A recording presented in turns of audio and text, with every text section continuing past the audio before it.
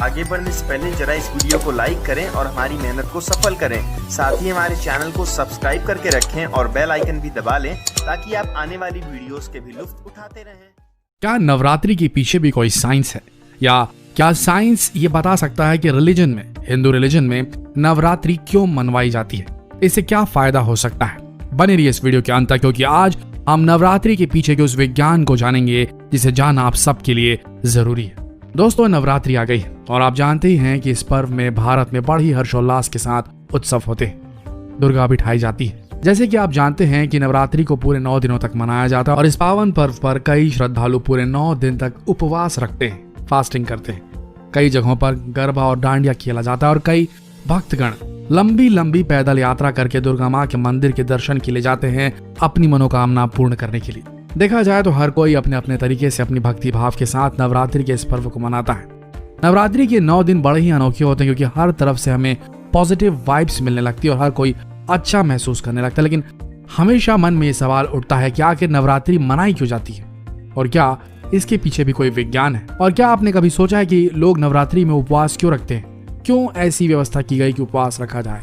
क्यों लोग नवरात्रि में ही डांडिया खेलते हैं? जाहिर है आप ऐसे कई लोगों के मन में इस तरह के सवाल कई बार आते होंगे, पर क्या आपने इन सवालों के जवाब ढूंढने की कोशिश की है?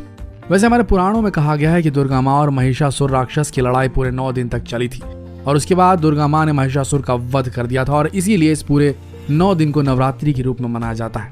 दोस्तों, ये तो हो गई पुराणों की बात। वैसे आपको बता दें कि नवरात्रि मनाने का एक बहुत बड़ा साइंटिफिक रीजन भी है।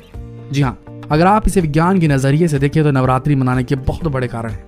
तो चलिए जानते हैं विज्ञान के नजरिए से कि नवरात्रि क्यों मनाई जाती है। आपने देखा होगा कि नवरात्रि में कई लोग उपवास रखते हैं। पूरे 9 दिन तक ये लोग बिना कुछ खाए पिए देवी माँ की भक्ति में लीन रहते हैं।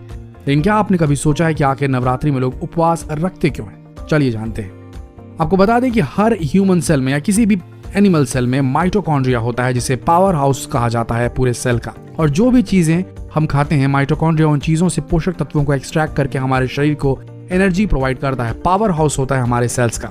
और आपको एक बात जानकर हैरानी होगी कि ये माइटोकॉन्ड्रियल डीएनए हमें हमारी माताओं की तरफ से मिलता है। जी हाँ, आपने बिल्कुल सही सुना। हर इंसान में माइटोकॉन्ड्रियल डीएनए होता है और ये डीएनए माताओं के वंशज से हमें प्राप्त होता है। लेकिन आज तक इसका कारण कोई भी पता नहीं लगा पाया कि आखिर ये डीएनए हमें हमारी माता जी की तरफ से ही क्यों मिलता है, पिता से क्यों नहीं। यानी कि हमारे शरीर को जो भी ताकत देता है, जो भी शक्ति प्राप्त होती है, वो हमें हमारी माता की तरफ से मिलता है। ठीक इसी तरह आप ये भी जानते होंगे कि दुर्गा माँ को कॉस्मिक एनर्जी का एक स्रोत माना जाता है, यानी कि अलौकिक शक्तियों से परिपूर्ण। उपवास रखने के फायदे विज्ञान ने पहले ही साबित कर दिए हैं। विज्ञान ने साफ शब्दों में समझाया है कि उपवास रखने से इंसानी शरीर पहले से कहीं ज्यादा स्वस्थ हो जाता है। इसका कारण यह है कि जब भी हम उपवास रखते हैं तो हमारे शरीर में मौजूद माइटोकॉन्ड्रियल डीएनए रेस्ट की पोजीशन पे आ जाता है, यानी कि वो आराम करने लगता है। और जब माइटोकॉन्ड्रियल डीएनए आराम करने की पोजीशन में आ जाते हैं तब हमारे शरीर में मौजूद रोग धीरे धीरे समाप्त होने लगते हैं। और इस बात को विज्ञान पहले ही साबित कर चुका है।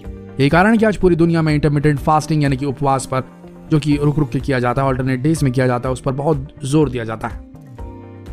नवरात्रि को मनाने का दूसरा सबसे बड़ा वैज्ञानिक कारण है हमारी पृथ्वी। जी हाँ, हमारा प्लैनेट। आपको बता दें कि हमारी पृथ्वी थोड़ी टिल्टेड पोजीशन पर है, यानी कि हमारी पृथ्वी थोड़े समय के लिए टेढ़ी हो जाती है और कुछ समय बाद सीधी भी होती है। और यही वजह है कि जब हमारी पृथ्वी टिल्टेड पोजीशन पे होती है, यानी कि जब थोड़ी सी टेढ़ी होती है अपने एक्सिस पर, तब हमें अलग अलग मौसमों का अनुभव होता है, जैसे कि गर्मी, सर्दी और बारिश।